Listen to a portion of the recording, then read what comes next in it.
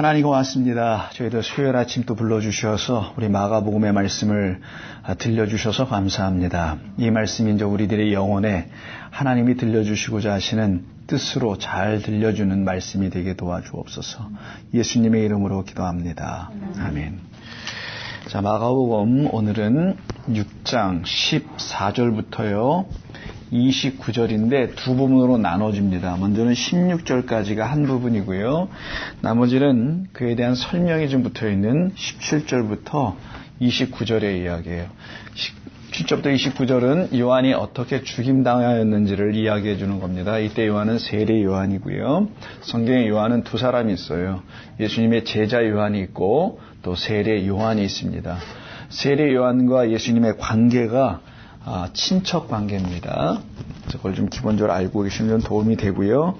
태어난 것은 세례 요한이 6개월 먼저 태어나고 그다음에 예수님이 뒤따라 태어나기도 합니다.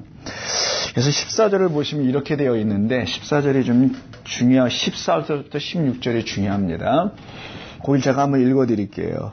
이에 예수의 이름이 드러난지라 헤롯 왕이 듣고 이르되 이는 세례 요한이 죽은 자 가운데서 살아났도다.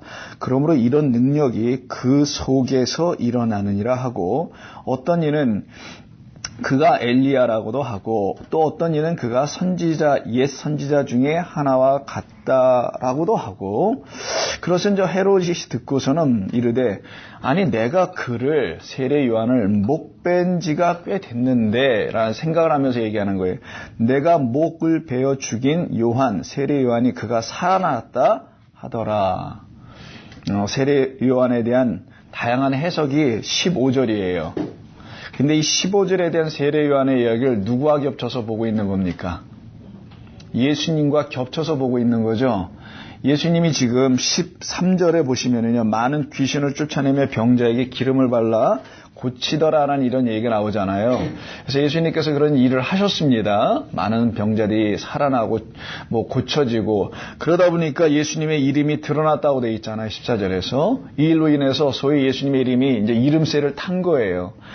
자, 그럼 세례 요한은 언제 잡혀 들어갔느냐? 17절 이하를 보시게 되면 전에 예전 일을 얘기하죠. 이게 먼저 앞에 나오고 뒤에 이렇게 순서가 좀 바뀌어야 되는데 이 이야기를 뒤로 빼더라는 거예요. 오늘 본문을 기록한 마가는. 왜냐하면 그것은 중요한 것이 아니어서 아마 그럴 수 있겠죠. 보다도 중요한 건 14절부터 16절이기 때문입니다. 세례 요한의 죽음이 이렇게 쭉 기록이 되어 있어요. 그가 어떻게 된지 한번 들어보겠습니다. 전에 헤롯이 자기 동생 빌립의 아내 헤롯 대왕에겐 4명의 아들이 있었는데 그 중에 형제들을 얘기하는 거예요. 그 형제 중에 여러 형제들이 있었을 거 아니에요. 근데 헤롯 빌립입니다. 빌립이라는 아들이 있었는데 그 아들의 형이 여기 또 헤롯 안티파스예요. 이 사람은. 이 헤롯 안티파스가 갈릴리 지역을 통치하고 있는 그 사람이었거든요. 헤롯 대왕의 아들 중에 하나였어. 근데 그 빌립이 아내가 있었어요. 그러면 형수 아니면은 뭐예요? 자기 동생의 부인이니까 제수씨 이렇게 되는 거잖아요. 그 여자를 가서 뺏어다가 자기 아내로 삼았다라는 거예요. 그 이야기를 세례 요한이 듣고서는 어떻게 했다라는 겁니까? 당신 잘못했어 라고 헤롯 왕 앞에 가서 직언을 했다라는 거죠. 그 얘기가 17절. 자기 동생 빌립의 아내 헤로디아에게 장가든 거로 이 여자를 위하여 사람을 보내요. 요한을 잡아오게 가두었다. 이만 어떤 배경이 있냐면 그 헤로디아 빌립의 아내, 자기 동생의 아내를 자기 아내로 삼아버리니까 그 세례 요한이 가만히 보고 안 있었던 거죠. 그랬더니 제일 불편한 사람이 누구였냐면은 헤롯보다는 그 헤로디아가 더 불편했던 거예요.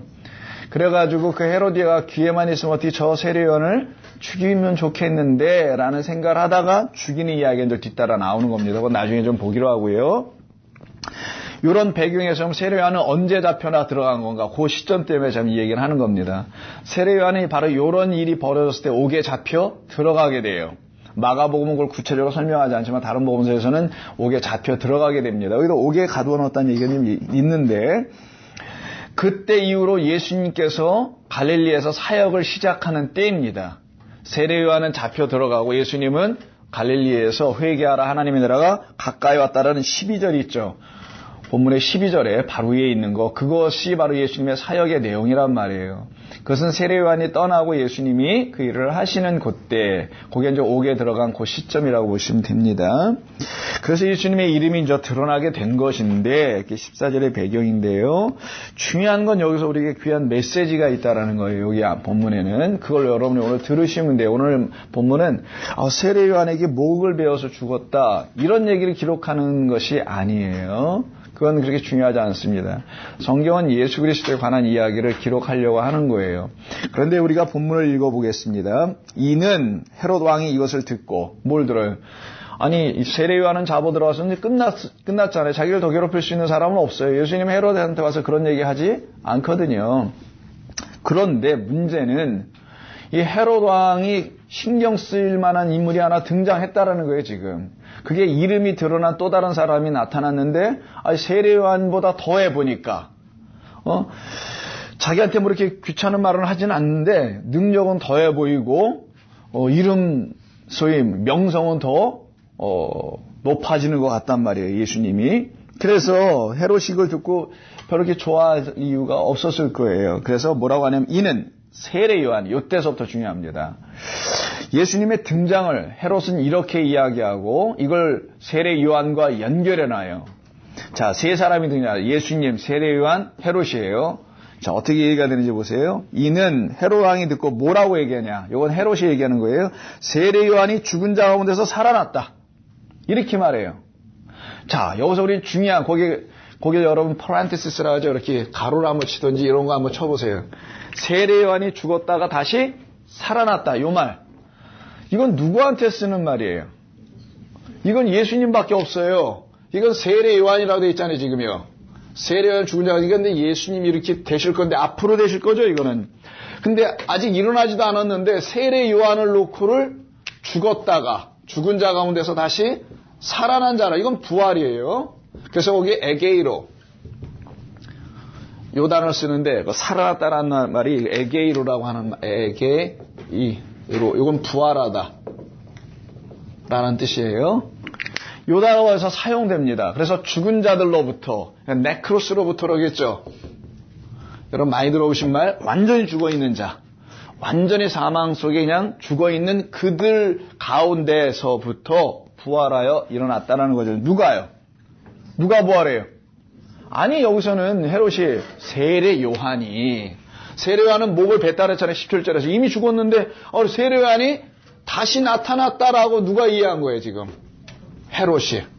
이렇게 이해했잖아요. 요거 서로 관계를 이해해야 됩니다. 헤롯은 세례 요한을 죽였어요, 목을 베서. 그랬는데 세례 요한이 등장하지도 않았는데 예수님이 막 이렇게 어떤 일들을 한단 말이에요. 그걸 놓고 뭐라고 하냐? 헤롯은 세례 요한이 살아났네라고 얘기하더라는 거예요. 아니, 다른 사람들도 얘기 안 하는데 헤롯이 얘기한다라는 거를, 놀랍게도. 세례 요한은 살아나지 않았습니다. 부활한 적 없어요. 그가 실제 돌아다니지도 않았고. 그래서 사람들은 뭐라고 그래요? 세례 요한 아닌데요? 라고 얘기하는 게 16절, 15절에 엘리야라고도 하고 선지자 중에 하나라고도 합니다라고 다른 얘기를 해요. 16, 15절에서. 근데 이 거듭 헤롯만은 14절에서 아니야, 이건 세례 요한이 살아난 거야 라고 말하잖아요, 우기면서. 그럼 뭘 얘기하려고 하는 거예요?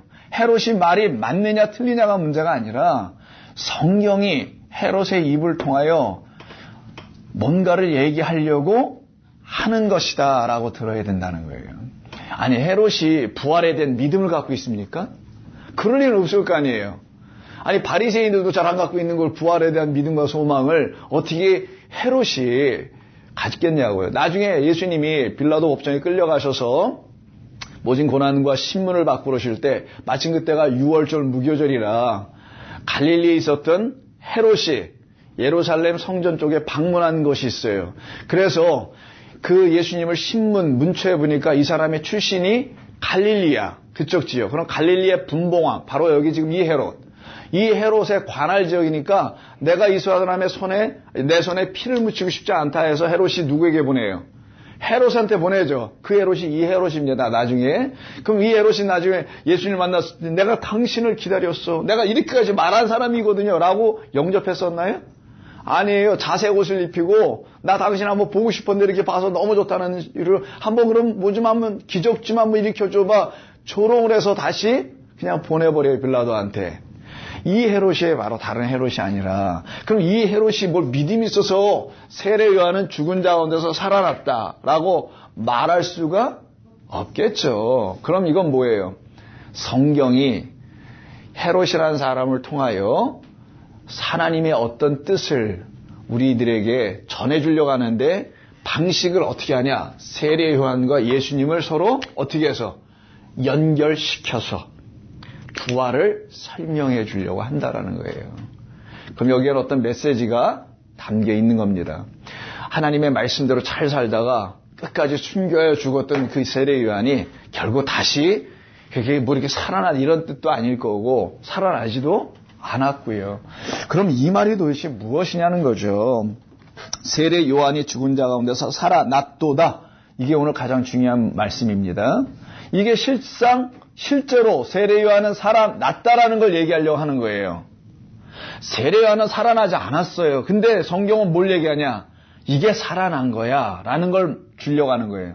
성도를 얘기하려고 하는 겁니다. 우리 한 사람 한 사람은 세례 요한과 같은 존재들일 수 있는 건데 그들은 어떻게 살아나는 거냐? 어떻게? 죽었지만 누구로? 예수로 지금 살아 있었던 것처럼. 그러니까 예수님 당시에는 세례 요한은 먼저 죽었지만 사람들이 그 헤롯이 예수님을 보고 저거 예수라고 한 거라고 뭐라고 불러요? 세례 요한이라고 부르잖아요. 그러면 세례 요한이 지금 어디 가운데 있다라는 거예요? 예수 안에 있었다라는 거잖아요. 이게 성도라는 거예요. 성도는 이 세상에서 자기로 사는 게 아니라 예수로 산다는 것을 알려주는 겁니다. 이게 진짜 살아난 사람들이라는 거예요. 이해하셨어요? 이걸 성경이 말하려고 하는 거예요. 그러면 여러분들이 이걸 듣고 그래. 세례 요한과 예수님에 대한 이 이야기 속에서 이미 죽었던 그 세례 요한을 헤롯의 그 입을 통하여 그는 살아났어.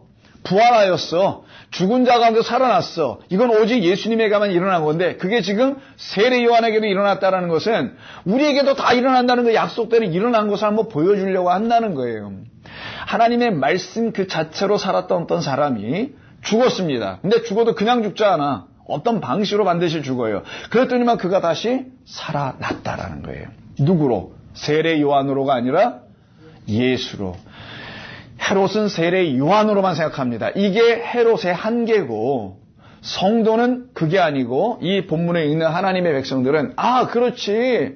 세례 요한이 다시 산 게 아니라 세례 요한이라는 우리라는 존재들은 예수로 부활하는 거구나. 예수와 함께 부활하고 예수로 부활하고 그래서 내가 부활하는 거구나. 그것도 지금 이것을 가르치려고 하시는 거예요. 그래서 이렇게 얘기합니다. 세례 요한이 죽은 자 가운데서 살아났도다. 그러므로 이런 능력이 그 속에서 일어나니라. 이런 능력이 뭐예요? 13절의 능력이에요. 예수님께서 행하는 능력들 있죠. 이런 능력이 누구의 것이라고 보는 거예요, 이걸 지금? 세례 요한의 것이라고 본다는 거예요. 혼돈하지 마세요, 여러분. 잘 저 얘기를 따라오셔야 합니다.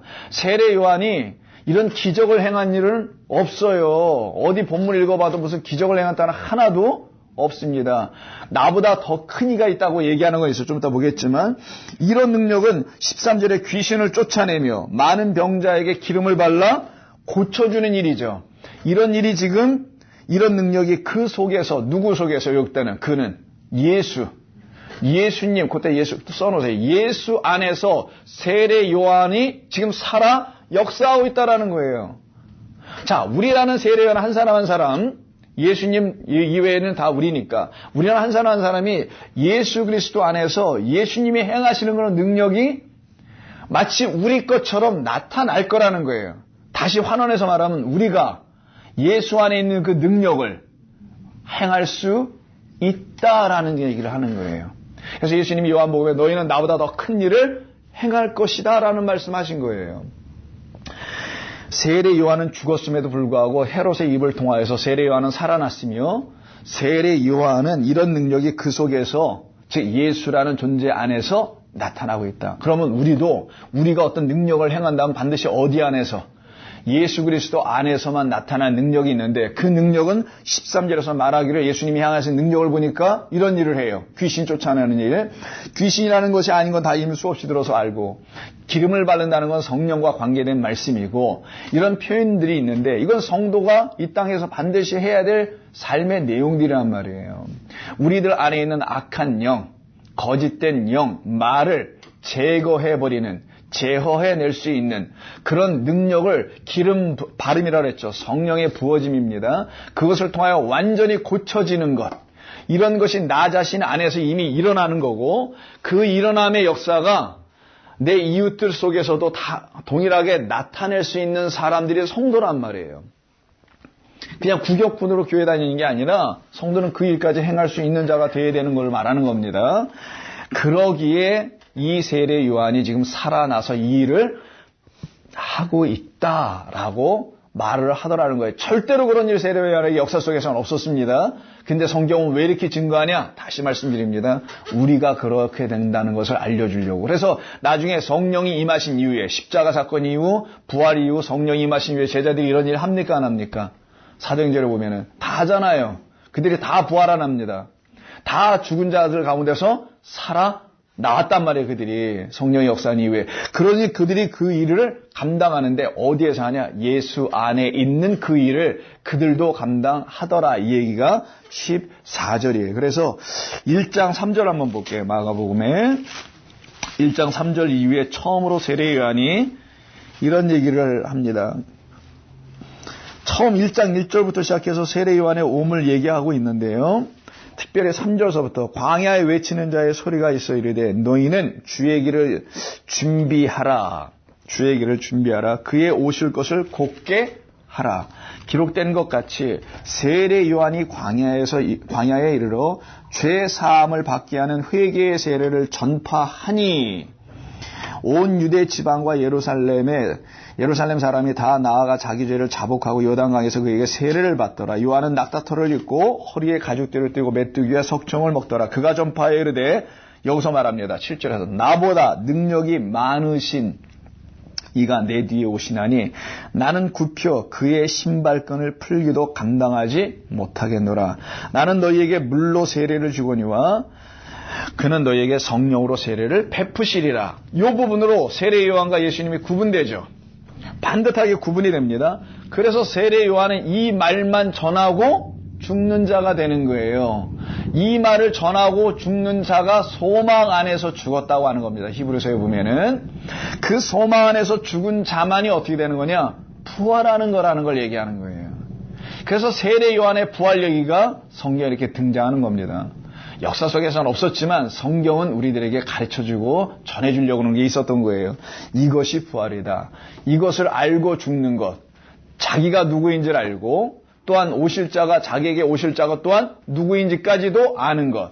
이것을 알고 살다가 죽은 자가 바로 죽은 자들 가운데서 부활할 수 있는 사람이다라는 걸 보여주고 있는 본문입니다. 그런데 여기 지금 예수님의 이름이 드러났다고 하잖아요. 이 복음이 쓰여져 있는 곳은 세 군데가 다 쓰여있어요. 이 내용이 있는 것은 누가복음 9장을 한번 예를 들어서 보십시다. 이 내용이 누가복음 9장에도 있는데 9장은 짧게만 있어요. 9장 7절부터 9절밖에 없는데 자, 특별히 이제 9절을 보면 헤롯이 이르되라고 하는 9장 9절에 누가복음 이르되 요한은 내가 목을 베었거늘 이제 이런 일이 들리니 여기는 부활이란 말 없어요. 이건 마가복음에만 있습니다. 여기 7절에 있습니다. 죄송합니다. 거기에서는 없고. 근데 여기서 이런 말이 추가가 돼요. 누가복음은 짧지만 뭐가 되냐면 이 사람이 누군가 하며 이때 이 사람은 예수님이에요. 예수님이 누군가 하며 그를 보고자 하더라라는 말이 더 붙여져요. 예수님의 이름이 마가복음에서 14절에서 드러났다 이렇게 돼 있잖아요. 그 일로 인하여 사람들에게 드디어 주목을 받게 되는데 특별히 이 사람이 누군가 하여 그를 보고자 하더라라는 말이 더 붙어 있어요. 그래서 성경은 누구를 향하여 지금 얘기가 가고 있는 것이냐? 세례 요한이 아니고 세례 요한 안에 있는 분, 그분이 바로 예수님이란 말이에요. 그래서 세례 요한도 그가 이미 좀 전에 우리가 좀 내 뒤에 더 큰 능력을 갖고 오시는 분이 계시다고 했잖아요. 즉 세례 요한 안에도 바로 예수님이 이미 들어가 있었음을 말하는 거고요.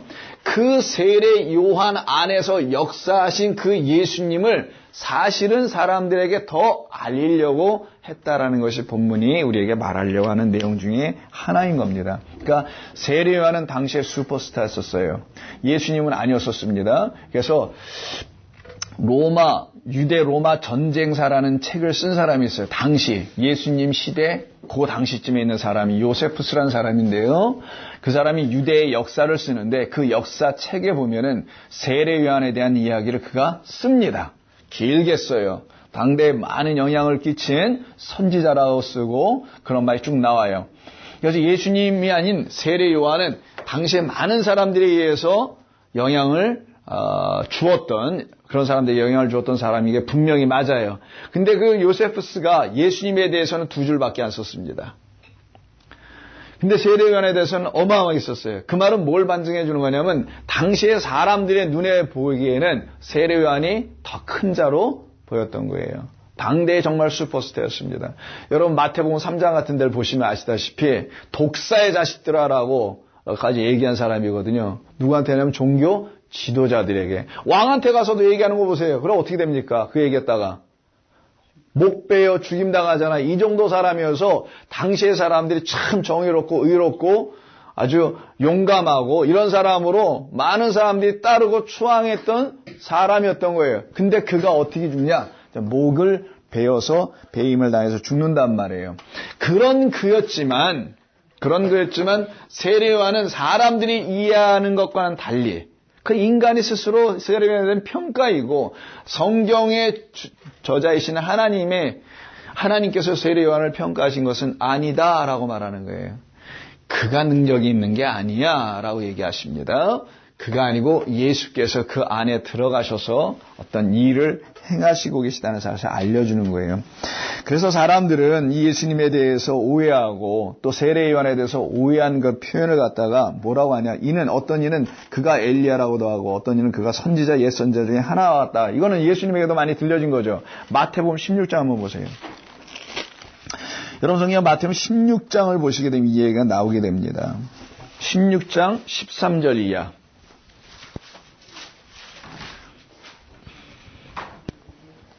예, 16장 13절 예수께서 빌립보 가이사랴 지방에 이르러 제자들에게 물어 이르시되 사람들이 인자를 누구라 하느냐 이르되 인자는 당신이에요. 세례 요한이라고도 하고요. 그래서 세례 요한이라고도 본 거예요. 이렇게 사람들이. 이때 세례 요한은 누구겠어요? 이미 죽은 다음이겠죠. 그러니까 이런 말이 나올 거 아니겠어요. 살아있으면 세례요한이라고 얘기하지 않을 거 아니겠어요. 이미 죽은 다음이에요. 그리고 또 더러는 엘리야, 더러는 에레미야, 더러는 선지자 중에 하나이다. 여기 나오네요. 그게 오늘 본문 6장에 나와 있는 내용이에요. 예수님을 이렇게 오해했단 말이에요. 사람들이. 이런 사람이라 저런 사람이라. 헤롯은 세례요한이 다시 죽었다가 살아났다. 라고까지 자기들 판단대로 생각했지만 사실은 그 자기 판단이지만 성경이 말하려고 하는 내용이 있었다고 그랬죠. 시몬 베드로가 대답하여 이르되 주는 그리스도시요 살아계신 하나님의 아들이십니다라고 이렇게 답을 해주잖아요. 이 답을 갖기 이전 단계가 바로 지금 오늘 본문의 내용인 겁니다. 그런 그때가 15절의 상태예요. 예수님을 전부 다 다르게 생각하고 있는 거예요. 선지자 중에 그냥 한 명 정도로만 이해하고 있는 능력의 선지자 엘리야를 보내신다고 했는데 혹시 그는 아닐까? 뭐 이렇게 생각하고 나름 여러 가지 평가의 해석을 내립니다. 지금 시대도 예수님에 대한 평가는 여러 가지로 내려지고 있으니까 뭐 다른 종교에서도 내리는 것도 있고 기독교에서 예수님에 대한 이해를 이렇게 저렇게 내리는 것도 있고 다양하게 내리는데 뭐라고 성경은 말하냐? 옛 선지자 중에 하나와 같다라고 추정을 이렇게 하더라는 거예요. 그런데 예수님은 그럼 누구인가 과연? 누구이시기에 여기 세례 요한과 관계하여 마치 세례 요한이 죽은 자 가운데서 살아났다라는 것을 예수님과 오버랩을 시켜 놓은 이유가 무엇일까? 예수님은 아직 죽지도 않으셨고 또 부활하지도 않은 상태인데 왜 세례 요한을 여기서 이렇게 부활했다고 성경은 헤롯의 입을 통하여 이야기하는 이유가 무엇일까? 그 다음 이야기를 좀 보겠습니다. 자, 그 빌립의 아내였던 헤로디아를 갖다가 이 헤롯이 취해버린 것이죠. 그 이야기가 이제 18절에 나옵니다. 그래서 요한이 헤롯에게서 말하되 동생의 아내를 취하는 것이 옳지 않다라고 얘기를 했어요. 헤로디아가 요한을 어떻게 하겠어요? 미워하겠죠. 원수란 말은 없고요. 대항하다는 말만 있습니다. 근데 뭐 원수를 여겼다 좋고요. 그래서 죽이고자 하였으되 하지 못한 것은 헤롯이 요한을 어떻게 보기 때문에. 자, 여기서 이제 요한을 놓고 보는 성경의 해석이에요. 세례요한은 누구냐? 요거예요. 세례요한은 도대체 누구냐? 몇 절입니까, 거기가? 20절이네요. 20절을 통해서 보니까 세례요한은 어떻대요? 의롭고 또 거룩하고 또 뭐예요? 두 가지를 일단 정리하나요? 그래서 그런 사람으로 알고 있기 때문에 두려워하고 보호하게 되고 그의 말을 들을 때 크게 번민하면서도 달갑게 들었다. 이렇게 얘기해요. 하나님이 보내신 종 같아 보였다라는 거예요. 그래서 저 사람을 건드리면은 어떻게 돼? 큰 화를 입을 거. 왜냐하면 이 헤롯도 반은 유대인이거든요. 반은 이두메 사람이고 반은 유대인인데 그래서 피가 좀 섞인 사람이에요. 유대인과 유대인이 아닌 그 어머니를 통해서 아버지가 이두메 사람이고 어머니가 유대인이었거든요. 그런 헤롯 대왕의 자식들이 여기도 피가 섞여 있는 거겠죠. 그래서 이는 다 율법도 알고 유대 종교를 다 알고 있는 사람이에요. 그래서 세례 요한이 하는 걸 보니까 하나님의 그 선지자야 보니까. 그래서 세례 요한은 엘리야입니다. 원래. 예수님이 오시기 전에는 어떤 선지자가 나오게 돼 있어요. 구약에. 그를 갖다가 엘리야를 내가 다시 보낸다는 말이 나와요. 자, 그래서 그 의롭고 거룩한 존재로서 선지자예요. 선지자는 구약을 대표하는 사람을 말하고요. 이 선지자들은 모세의 율법을 다시 해석해서 하나님의 말씀으로 전해주는 사람을 말하는 거예요. 그를 갖다 그들을 선지자라고 합니다. 무슨 예언한 그런 단순한 사람들이 아니에요. 예언은 어떤 걸 예언이라 하냐. 하나님이 이미 창세 이전에 약속해 놓으신 언약, 맹세를 계속 그 시대마다 모르고 까먹고 망각하고 있는 자들에게 다시 리마인드 시키는 사람일 뿐이에요. 뭐 안 일어날 걸 갑자기 뭐 얘기한다거나 이런 게 아닙니다. 하나님께서 안 일어날 걸 갑자기 일어날 계획해서 알려주는 게 하나님이면 하나님답지 않잖아요. 그건 인간이라는 거지. 플랜 A로 가다 갑자기 플랜 B로 바꾼다거나 이러는 건 인간이 하는 거고 하나님은 처음부터 끝까지 모든 것이 당신의 완벽한 완전한 계획과 섭리 속에 움직여져야 하나님 아니시겠어요. 그래야 신이지. 그런 하나님께서 모든 말씀을 다 주셔놓고는 그거를 하나하나씩 그때그때마다 선지자들에게 알려주고 다시 상기시켜줘서 그걸 모르고 있는 무지 가운데 있는 백성들에게 다시 율법의 본뜻은 하나님의 말씀의 뜻은 이런 거였었어요 라고 다시 선포하고 전해주는 자를 선지자라고 하는 거예요. 그래서 구약의 선지자의 마지막이에요. 마지막 사람이 누구냐? 세례 요한입니다. 구약의 끝이라는 거예요. 그러면 뭐예요? 율법의 마침이 되는 거예요. 율법의 마침, 율법의 끝, 율법의 완성과 관련되어 있는 사람이 세례 요한을 얘기하려고 하는 겁니다. 그 율법의 모든 끝부분에서 세례 요한이 서 있는 거예요, 지금. 그래서 그를 갖다가 율법이 말하는 의와 율법이 말하는 거룩함. 이게 지금 누가 본 거예요? 예수님 보고 얘기한 게 아니라 헤롯이 평가한, 헤롯은 당시의 사람들의 생각과 같은 거 아니겠어요? 예수님 말하는 게 아닙니다. 예수님 뭐라고 하시냐? 여자가 낳은 자 중에 저보다 더 큰 자는 위대한 자는 없다. 이렇게 얘기하시고 선지자 중에 마지막 선지자다. 이렇게 말씀하시는 거 있어요. 그런데 이렇게 얘기하지는 않아요. 이거는 하나님의 말씀으로 이루어지고 하나님의 말씀으로 거룩해져서 믿음으로 의로워지는 것이지 율법의 의를 행했기 때문에 의로워지는 게 아니기 때문에 이건 당시 유대인들의 이해란 말이에요. 그래서 율법적 이해예요. 그럼 세례 요한은 어디까지 온 사람이냐? 율법의 끝에 온 사람이라는 거예요. 중요한 겁니다. 왜 세례 요한이 죽임을 당하는지를 설명하려고 하는 거예요. 굳이 왜 세례 요한을 죽게 하셨나 하나님이. 이런 생각 한번 해보시라고요. 성경에. 세례 요한은 율법의 끝, 마침표인 그 자리에 온 거예요. 지금.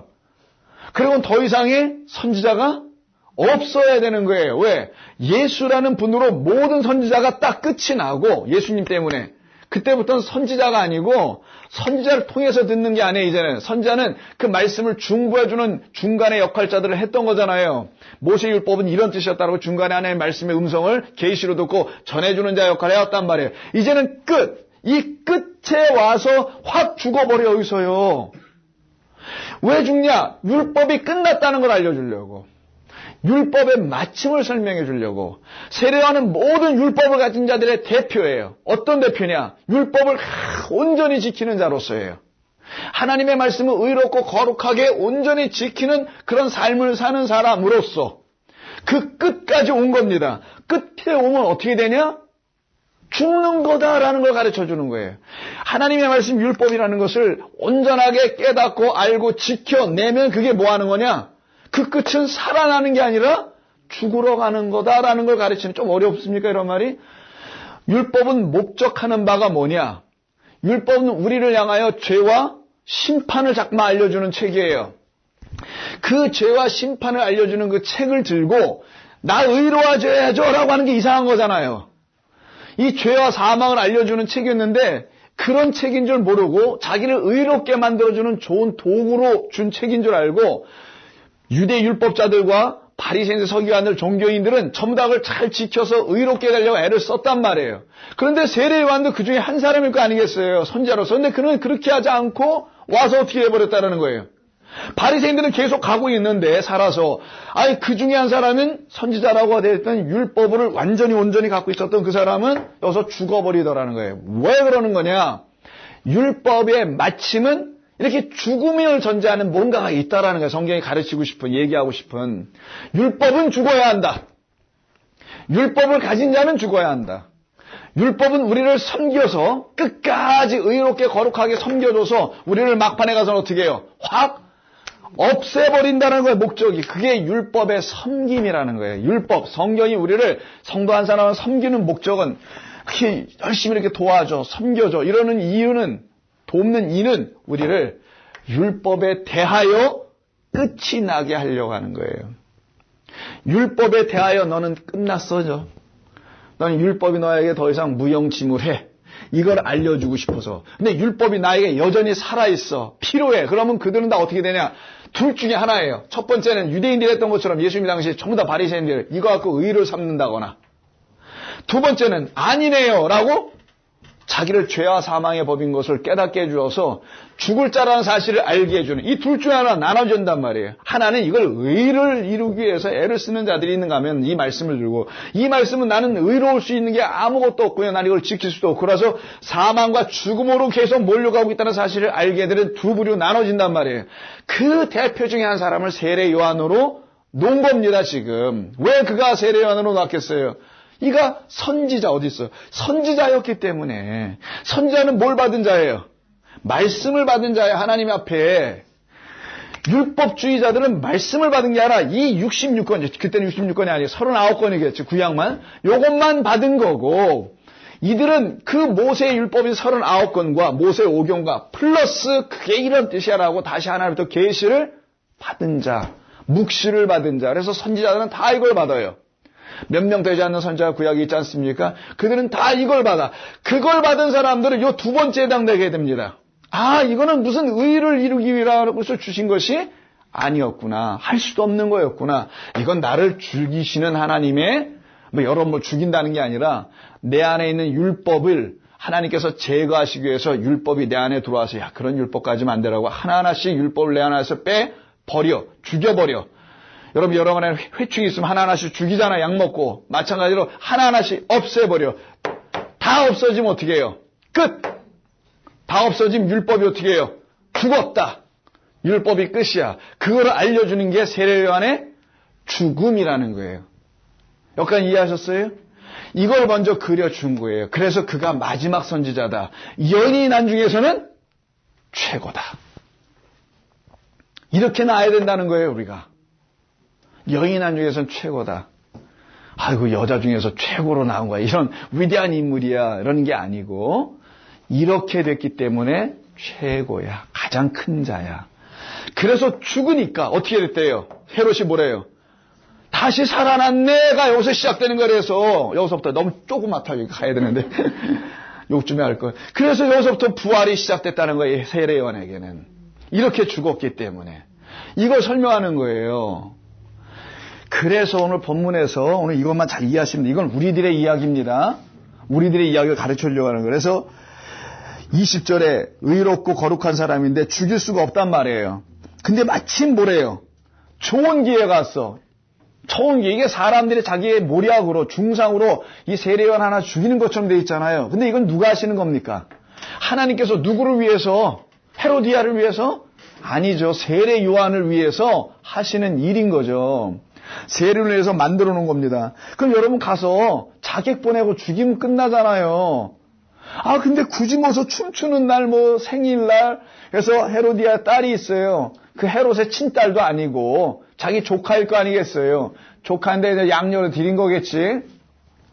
그 딸이 춤추며 들어와서 너무 예쁘게 춤을 추니까 내 소원이 무엇이냐? 22절 이렇게 물어봅니다. 헤롯 생일날. 물어보고서는 어떻게 해요? 하필 이 날 생일날인 것이 중요합니다. 누군가 태어나는 날이잖아요. 세례요한이 다시 살아나는 날인데 사실은.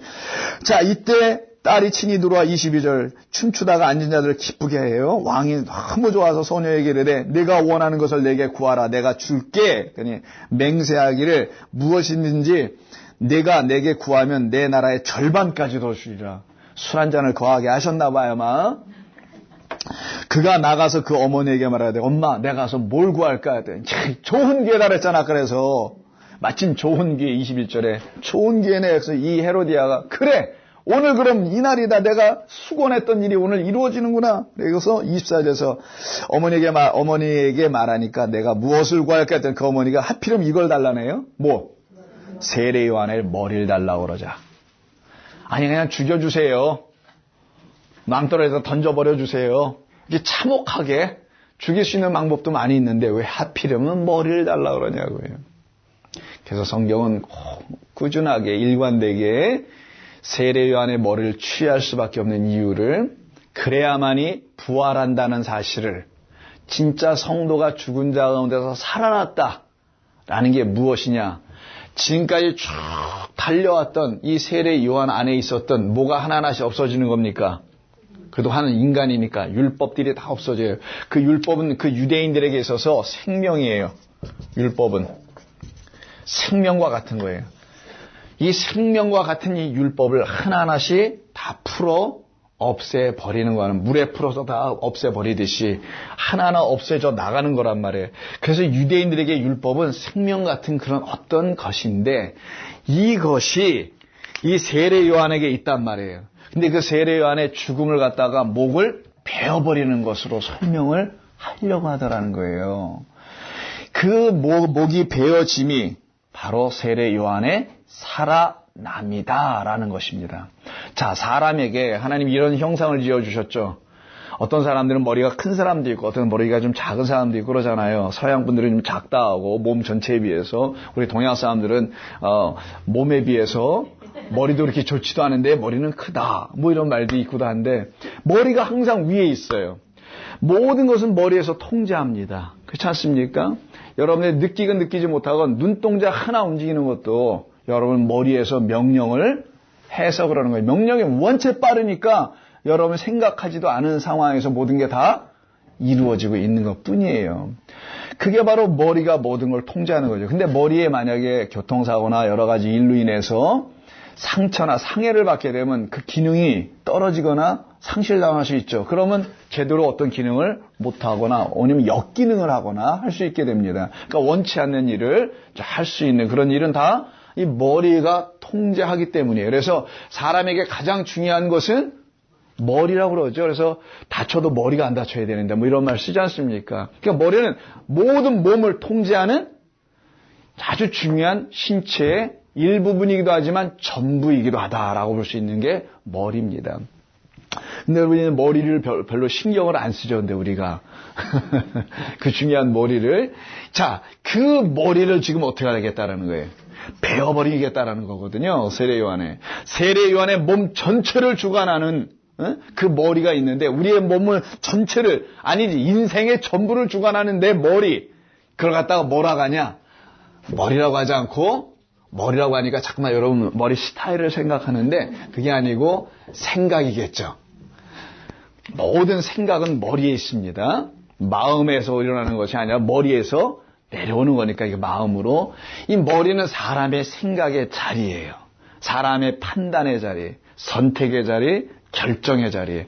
이런 것을 다 하는 게 머리예요. 그래서 자기 머리로 모든 걸 생각하게 돼요. 그래서 똑같은 상황과 사건을 두 사람이 맞이해서 경험을 해도 한 사람은 굉장히 그걸 어렵게 생각하는 분이 있는가 하면 또 한 사람은 쉽게 다루는 분도 있습니다. 그 이유는 다 그 머리에서 어떻게 생각하느냐에 따라서 결정되기 때문인 거죠. 바로 그 사람의 생각의 원천인 그 머리가 지금 베어져 나가고 있는 상황입니다. 그래서 여기서 머리를 벤다라는 거예요. 유대인들 보십시오. 하나님께서 그들에게 율법을 주셨어요. 근데 그 율법을 생명처럼 여겨. 근데 그 율법을 다 자기들의 머리로, 그리고 그 머리에서 나온 자기들의 생각과 판단으로 읽어버렸단 말이에요, 그냥. 그리고 읽고 만들어낸 게 율법주의예요. 영어로 노미니즘. 노미니즘. 이 말을 씁니다. 이 율법주의에 빠져요. 결국은 이들이. 바로는 율법주의에 빠져서 자기들이 어떤 걸 뭘 하려고 애를 쓰는 해석을 만들어내게 됐죠. 그러다 보니까 모든 걸 자기의 눈으로 판단하는 그 한계에 스스로 갇히게 된 그 머리들을 갖고 있었던 사람들의 이게 전부다. 자, 이 머리를 베어 버리는 게 세례요한의 끝에서 이루어진 겁니다. 세례요한은 끝까지 달려가게 할 하나의 예를 보여주는 거예요. 표본이에요, 이거는 세례요한을. 우리 모두 딱 선지자처럼 하나님께서 말씀을 주시는 또 그래서 받게 되는 종들인데 그걸 받은 자들은 어떻게 되냐? 전부 다 율법이 우리를 온전히 섬겨. 저 율법이, 성경이 우리를 온전히 와서 섬겨줘. 예수님이 이렇게 말해요. 나는 섬김을 받으러 온 것이 아니야. 날 섬기려고 하지 마. 징그러워. 나는 너희들을 섬겨야 해. 너희들은 나로부터 섬김을 못 받으면은 큰일 나. 제발 날 섬긴다고 하지 말고 내가 섬겨야 돼. 이걸 다 아시죠? 그런 말씀 있는 거는 나는 섬기러 온 것이야. 대성물로 죽으러 오기까지 난 섬기러 온 것이야. 라고 하는 죽음과 섬김이 요한에 다 담겨 있죠.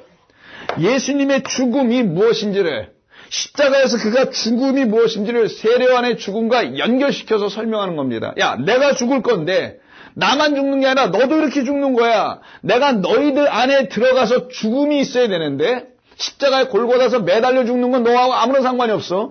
내가 너희들 안에 들어가서 이렇게 내가 말씀, 율법이 되어 내가 왔으니 율법은 우리를 섬기는 거예요. 하나님의 말씀이 여러분들 천국 가기 위해서 섬겨주는 말씀이 되어야 되는 겁니다. 영생을 주기 위해서 여러분들 잘 섬겨줘서 이걸 깨닫게 도와주는 게 하나님의 말씀의 목적이에요. 여러분들은 이 말씀을 가지고 세상을 어떻게 살아가야 되는 걸 가르쳐주는 교훈의 책이 아니란 말이에요. 예수님이 여러분에게 와서 섬겼다면 예수님도 율법으로 오셨다는 말인지 이해하겠죠, 그러면은. 율법으로 오신 분인, 율법 자체는 우리라는 존재를 섬기도록 주신 거예요. 그래서 모세에게 하나님께서 율법을 주신 것은, 돌판 주신 것은 이거 가지고 백성들을 섬겨서 이 말이 그들에게 들어와서 깨닫게 하면 그게 섬김을 받은 거예요. 깨달아지면. 그럼 그들 안에서 어떤 일이 벌어지냐? 아, 세례 요한처럼 율법을 가진 우리 모두는 이렇게 끝에 가서 죽는 거군요. 근데 죽음이 아니라 그 죽음은 당신의 그 죽음 안에 있는 생명이 있네. 예수님이 죽고 부활하니까 그 생명을 우리에게 주시기 위한 그런 섬김을 끝까지 해오신 거였군요. 라는 걸 깨달아 안 사람들이 죽어도 살겠고요. 그래서 죽어서 사는 거예요, 그들이. 요한복음 12장, 11장에 있는 말씀처럼. 그래서 세례 요한을 이렇게 끌고 오신 겁니다, 여기까지. 끌고 와서 여기서 목을 확 빼버려. 그게 완전한 죽음이에요. 나의 생각에 대한 완전한 죽음. 나로서는 안 되겠네, 하나님. 이 철저한 고백. 내가 하나님 절대로 난 스스로 할 수 있는 게 아무것도 없네요. 1차적으로 하나님의 말씀을 모르는 건 말할 것도 없고 내 힘으로 살 수 있는 것도 전혀 없고 아무것도 없는 거군요. 하나님이 지으신 이 세상에서는 하나님의 것으로만 살아야 되는 거군요. 하나님 지으신 이 세상의 창조의 법, 그 법으로만 살아야 되는 거군요. 그걸 진리라고 하는 겁니다.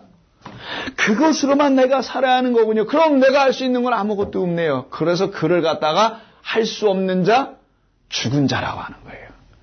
자기가 죽은 자라는 사실을 알게 된 것을 가르치기 위해서 선지자로 불러서는 말씀이 그를 섬기게 하다 보니 완전히 죽음의 자리까지 와버렸네, 이제는. 근데 어떻게 죽어? 머리가 날라가 죽었단 말이에요.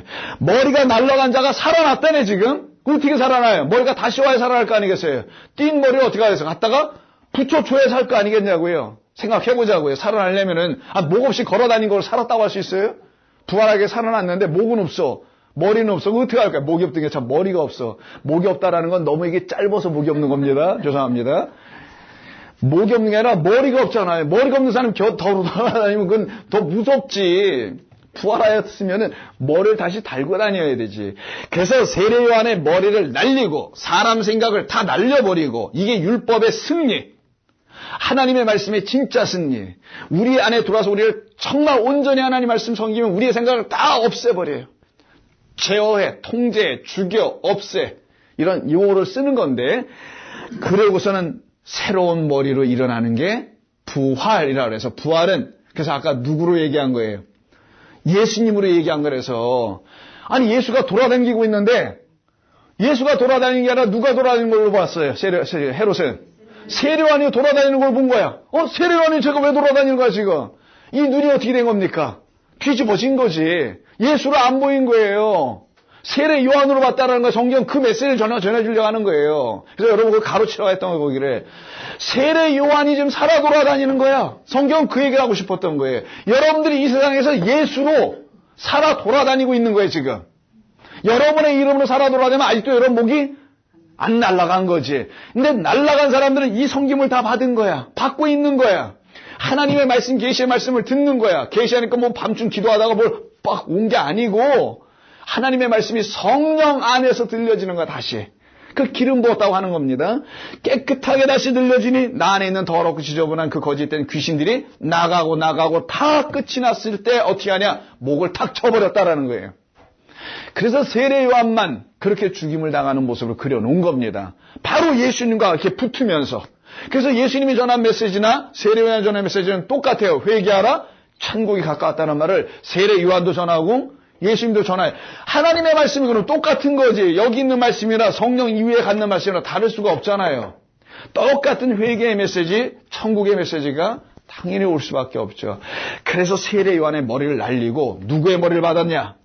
예수님의 머리를 다시 받았다. 이거를 부활이라고 한다는 거예요. 이 일이 여러분에게 있냐? 이걸 묻는 거예요, 성경은. 하나님의 백성들에게 이게 지금 일어나고 있는가? 우리는 그 머리가 지금 날아가고 오직 하나님으로 예수 그리스도의 그것으로 그 머리로 살아가고 있는가? 그래서 25절 보시면은요, 곧 왕에게 급히 달려가 들어가서 구하여 이르되 세례 요한의 머리를 주소서. 그래서 소반, 쟁반에다가 담아갖고 와요. 그래서 얹어서 주기를 원한다고 하니까 왕이 심히 어떻게 해요? 근심을 해요. 앞불사. 근심을 합니다. 자기가 맹세한 곳과 앉은 자들, 그 고관대작들이 다 모여 있는데 그 앞에서 일부 이연할 수가 없으니 그들로 인해서 거절할 수가 없는지라 곧 시병 하나를 보내서 세례 요한의 목을 베어 그 머리를 가지고 누구에 갖다 줘요? 소녀에게 주니 소녀가 이것을 그 어머니에게 가져다 준지라. 그래서 이 어머니 여자는 음행한 여자죠. 음행한 여자가 받을 것은 이거밖에 없어요. 그 머리 받고 그리고 새 머리를 가져야 되는데 이 여자가 못 가져요. 여기서는 이때 세례 요한의 제자들이 듣고 와서 시체를 가져다 장사하죠. 그러면 이 머리를 넘겨받은 거잖아요. 그럼 이 머리를 넘겨받는 이 놀라운 이야기는 여러분 잘 아시는 말씀이 하나 있죠. 무슨 말씀이에요? 기억나세요? 예수님께서 이런 말씀하시는 거 아십니까? 누가복음 8장인가 이제 기억이 잘 10장인가 어딘가 기억은 안 납니다만은 이런 말씀이 있는 게 있어요.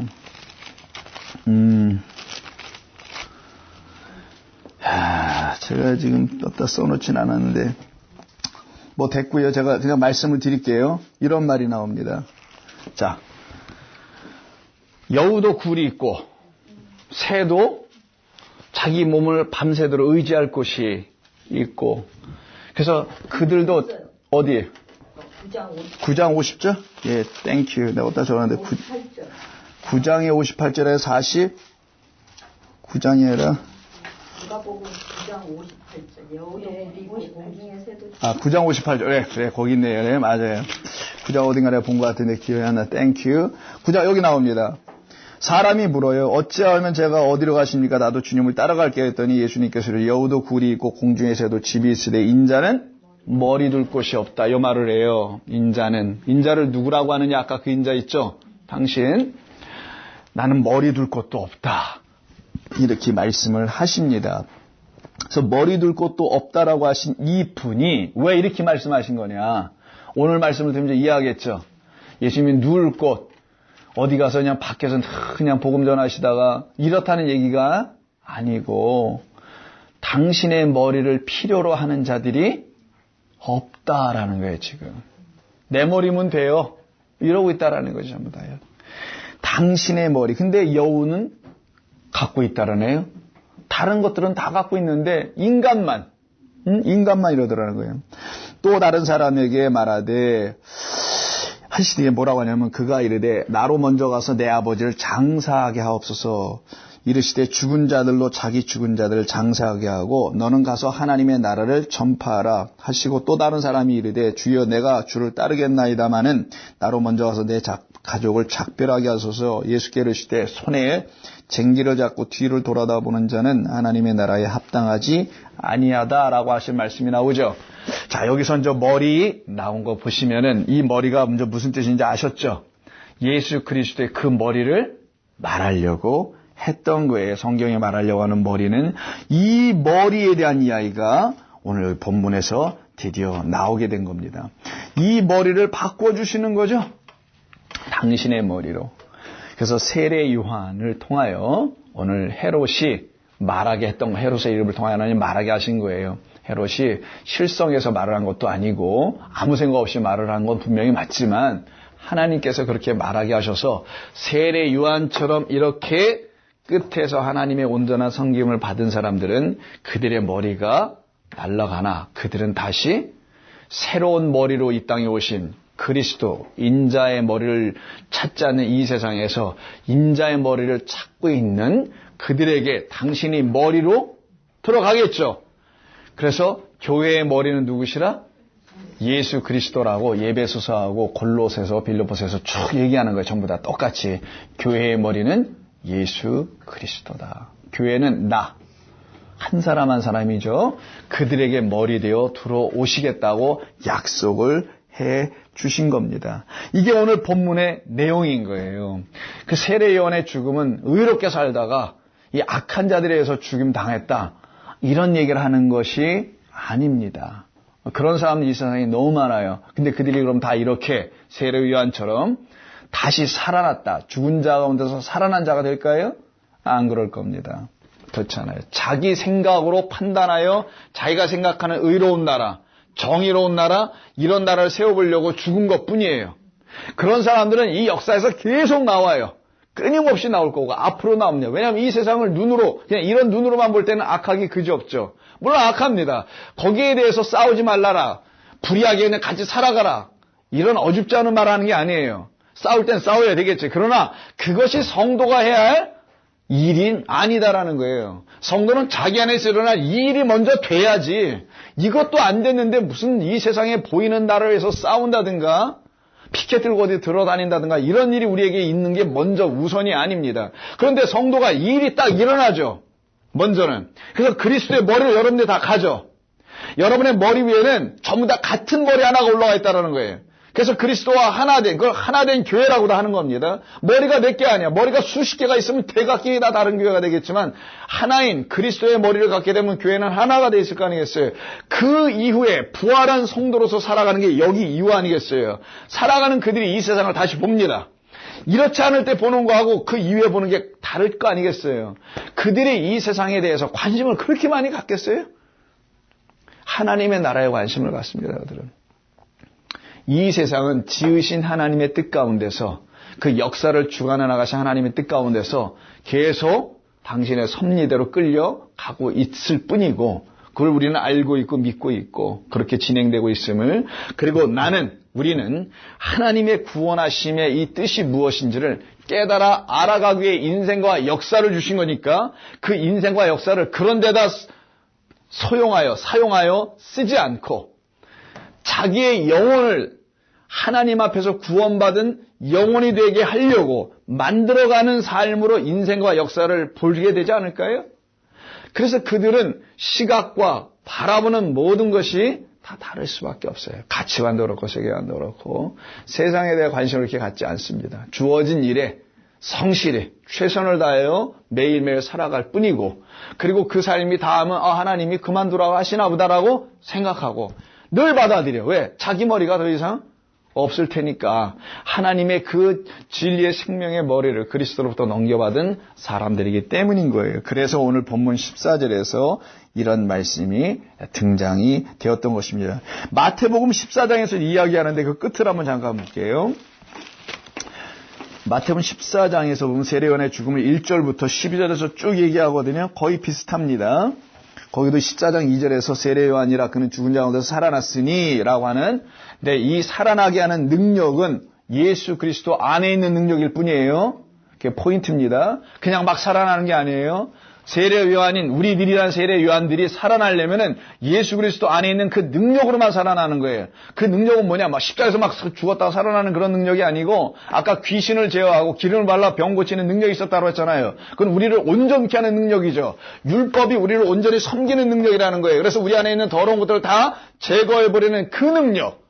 그 능력이 여러분들 안에 있지 않으면은 여러분 죽었다 깨어나도 부활 못한다는 거예요. 부활은 죽은 사람이 갑자기 뻘떡 깨어나는 걸 부활이라고 성경에서는 안 하기 때문에. 근데 지금 세상의 기독교는 그런 걸 부활이라고 자꾸만 가르친단 말이에요. 죽은 다음에 송장이 뻘떡 일어나는 걸로. 그럼 하나님 곤란해집니다. 하나님께 지금까지 말하는 게 다 이상해져요. 그럼 송장들이 일어나 버리면은. 성경의 부활은 그런 게 아니란 말이에요. 지금 여러분들이 죽은 자인데 네크로스 완전히 죽은 자인데 이 자들이 살아나는 걸 부활이라고 한단 말이에요. 그리고 살다가 죽는 거예요. 그래 진짜 영혼으로 들어가는 거예요. 그렇지 않고 죽으면 영혼으로 못 들어간단 말이에요. 그래서 살아있을 때 예수를 만나야 되는 겁니다. 죽은 다음에 만나면 아무도 소용없고 뭐 사구제를 드리고 1년에 한 번씩 제사를 드려서 될 문제가 아니란 말이에요. 이런 게. 그러니까 이 말씀에서 끝에 14장에도 보면요. 12절에 이렇게 나와요. 마지막 끝절이. 요한의 제자들이 와서 시체를 가져다 장사했다고 아까 본문에 끝났죠. 근데 마태복음 하나가 더 붙어요. 장사하고 가서 누구에게? 예수께 가서 아뢰니라란 말이 나와요. 뭘 가서 아뢰었을까요? 이들이 요한의 제자들이. 이거였군요. 우리 선생이 살았던 건 이런 거였군요. 근데 이런 거라는 것을 누구한테 가서? 헤롯에게? 아니죠. 예수님에게만. 왜? 예수님을 그들이 제자들이 왜 택해서 세례요한의 제자들이. 자기들이 깨달은 게 이런 건지 가서 확인하러 갔을 거 아니겠냐고요. 우리 스승의 죽음이 이런 거였습니까? 이런 거예요? 라고 자기들이 생각한 게 맞는지 틀리는 것을 알려줄 수 있는 분은 예수님밖에 없고 예수님이 말씀하신 그 뜻대로 이렇게 내 스승이 죽은 겁니까? 하나님이 말씀하신 성경의 그 말씀대로 이렇게 죽은 거 맞습니까? 그래서 가서 예수님께 얘기했다라는 거, 세례요한 죽었다는 걸 얘기하러 갔다는 게 아니라, 그거야 뭐 다 이미 들을 수 있는 거죠. 당대 슈퍼스타가 죽었는데 그걸 삼척동자도 다 알아들을 걸 그 세례요한의 제자들이 굳이 가서 얘기할 게 뭐가 있어요. 문맥의 이야기를 보세요. 이렇게 죽는 겁니까? 이렇게 죽으셨네 우리 스승은 이거죠. 이게 맞는 거죠. 라고 예수에게 가서 물었다라는 거예요. 가서 아랬다라는 거예요. 그게 마태복음에서 말하려고 하는 포인트였고 누가복음에서 포인트는 좀 달랐다라는 것뿐이에요. 그래서 오늘 본문은 다시 14절로 우리의 눈을 이끌어가게 합니다. 다시 한번 14절 가장 중요한 부분을 좀 보겠어요. 이 예수의 이름이 드러난지라. 어디 안에서? 여러분 안에서. 자, 해석을 해보자고요. 예수의 이름은 우리 안에서 드러나는 거예요. 이 세상에서 드러나는 게 아니에요. 근데 지금의 교회들은 이 세상에다 예수의 이름이 드러나게 해야 된다고 예수의 이름 다 알고 있어요. 이 역사가 지난 2000년 동안 모르는 사람이 어디 있습니까? 그 예수 이름은 뭘 더 드러나게 해요? 뭐 능력의 예수? 기적의 예수? 뭘 드러나게 할 거냐고. 내 안에서 그 이름이 기노마이라는 단어를 쓰거든요. 드러났다는 말이 내 안에서 예수의 이름이 되다. 원래 이런 표현이에요. 예수의 이름이 내 안에서 되어지다. 이런 표현이에요. 원래가 본문 자체는. 근데 여기 뭐 유명해지는 걸로 지금 번역을 해놨는데 우리라는 존재들 안에서 예수의 이름, 예수에는 구원이 있어요. 예수에는 생명이 있단 말이에요. 그런 말씀을 가지고 오신 분이니까 그것이 우리 안에서 되어졌다. 말씀이 되어지고 구원이 되어졌다. 이걸 말을 해놓고 헤롯 왕이 얘기하기를 이는 세례 요한이 갑자기 예수님의 명성을 떨치고 있는데 지금 그걸 놓고 예수라는 자가 누구야 이렇게 말하는 게 맞을 텐데 그 얘기는 다 없고 세례 요한이 죽었다가 살아났네 라고 얘기를 하더라는 거예요. 그렇게 된 이유는 저 사람 안에 그 능력이 있기 때문이야. 그 예수 안에는 어떤 능력이 있었고 그 능력으로 인하여 세례 요한은 살아났다 이런 말하는 거잖아요. 예수 안에는 어떤 능력이 있어요? 13절의 능력이 있고 살려내는 능력이 있고 이 말이고 그 능력이 세례 요한에게 있었다. 근데 역사 속에 세례 요한은 없었어요. 근데 어떤 세례 요한에게? 이렇게 살아낸 이 세례 요한에게 율법의 마침, 율법이 섬김으로 인하여서 온전하게 된 그런 세례 요한들, 이런 세례 요한들, 이런 선지자들, 이런 사도들에게는 예수의 능력이 그들 안에 살아나더라는 거예요. 그 살아남이 뭐냐? 부활의 증거라는 거예요. 예수 그리스도께서 여러분 안에서 여러분들을 살려내, 고쳐내, 온전한 영으로 만들어내. 이게 다 여러분들이 부활했다라는 증거라는 겁니다. 그걸 능력이라고 그래요. 하나님만이 하시는 거기 때문에 인간이 하는 게 아니라. 그래서 그렇게 예수 그리스도의 능력으로 다시 그 새로운 머리를 받고 살아난 종들을 부활한 백성이다라고 그걸 여러분들이라고 하는 거예요. 그 여러분들의 삶의 지금의 내용은 매일매일 살아나는 흔적들이 있어야 돼요. 다른 말로 하면 살아났다는 것은 율법이 이 성경이 한 절 한 절이 여러분들을 날마다 섬겨주는 거지. 섬겨준다는 말은 이게 이런 뜻이에요라고 성령이 여러분들 안에서 다시 가르쳐주는 것. 그래서 전에는 그게 뭐 그런 뜻일까? 라고 생각했던 나의 생각이라는 게 있었었는데 그 머리가 베어 날려진 이후에 새로운 머리, 그리스도의 마음으로 다시 생각을 할 수 있는 머리가 우리 안에 인자의 머리를 받게 된 이후부터는 그게 그런 뜻이었군요 라고 다시 하나님의 말씀을 하나하나 읽어나가기 시작하는 거예요. 겸손하게. 이들을 갖다 놓고 말하는 것이에요. 누구라고? 그들이 살아난 자들이야. 부활한 자들이야. 이게 정말 능력의 하나님의 백성들입니다. 이들을 이길 수가 없는 거예요. 세상이. 이들은 이기질 못해요. 그럼 세상은 누굴 이기냐? 이 가짜 교인들은 이겨요. 교인 행사하고 그리스도인의 행사만 하고 있는 그런 자들은 세상이 다 얕보고 이겨버립니다. 그들은 세상 앞에 가서 꼼짝도 못할 아무것도 못해. 세상이 뭘 하면 아무것도 제시해 주질 못해. 그 세상에게. 고작 제시해 주는 게 돈 몇 푼 갖다 주고 뭐 해주는 거야. 이런 거밖에 못해. 무슨 축복이나 얘기하고 예수 잘 믿으면 뭐 잘 된다는 그런 얘기나 할 줄 알고 아무것도 능력을 행하지 못해. 죽은 자들 가운데서 살아나게 하는 일을 해내지 못해. 그냥 교인들이나 잔뜩 만들어가는 그것도 복을 팔아서 축복을 팔아가지고 이게 이 세상 교회들 아닙니까 지금? 그게 우리들의 생각으로 살았던 내 머리로 지배하면 전부 다 그렇게 된다는 거예요. 그래서 우리도 전에는 다 그런 모습으로 살았었지. 거기에 일가견이 다 있었었잖아요. 그런 우리의 머리들이 댕강 날아가다 버리니까 그리스도의 머리가 갑자기 올라오게 되고 그래서 우리도 더 이상 그런 사람들의 모습으로 살아가지 않게 됨을 은혜라고 하죠. 이게 오늘 말씀의 전체적인 내용입니다. 오늘 말씀이 이렇게 복잡하거나 그런 건 아니에요. 그러나 이건 조심해서 잘 봐야 할 그런 메시지를 담아놓은 내용이에요. 그래서 하필이면 그 헤로디아가 머리를 달라고 하라. 우리의 머리를 요구하시는 거죠. 세례 요한의 머리를 하나님께서 취하고 당신의 아들로 그를 구원해 내셨다라는 것을 성경이 말하려고 하는 거예요. 그와 같은 여러분들로 이 세상을 지금 살아가기를 바랍니다. 그럼 여러분의 생각은 없어질 때 평안이 오게 되고요. 그때 여러분들은 정말 안식을 누리게 됩니다. 모든 걸 그분의 시각과 눈으로 볼 수 있기 시작하기 때문인 것이죠. 질문 있으세요? 없으시면 기도하겠습니다. 하나님 고맙습니다. 오늘도 저희들에게 주신 귀한 시간 감사합니다. 이 시간에 저희들에게 주신 이 세례 요한과 예수님에 대한 이야기가 서로 둘이 짝이었음을 알게 되었습니다. 세례 요한의 죽음이 예수의 부활이었다라는 사실은 참으로 놀라운 일입니다. 우리들을 위한 당신의 죽음은 우리들을 위한 생명의 부활이라는 사실을 알려주시고 깨닫게 해주시려고 하시는 하나님의 뜻이 이 안에 담겨 있사오니 우리가 어찌 감사하지 않을 수 있사오리까.